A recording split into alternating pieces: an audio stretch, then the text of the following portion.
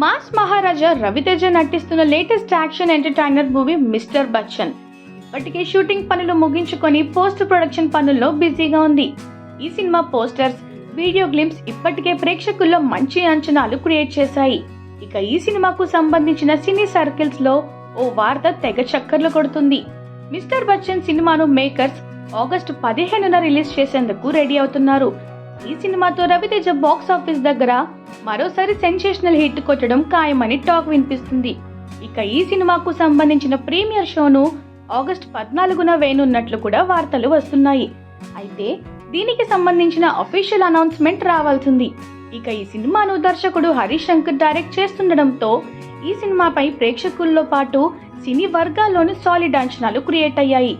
ఈ సినిమాలో భాగ్యశ్రీ బోర్సే హీరోయిన్ గా నటిస్తుండగా మిక్కీ జే మేయర్ ఈ సినిమాకు సంగీతం అందిస్తున్నాడు.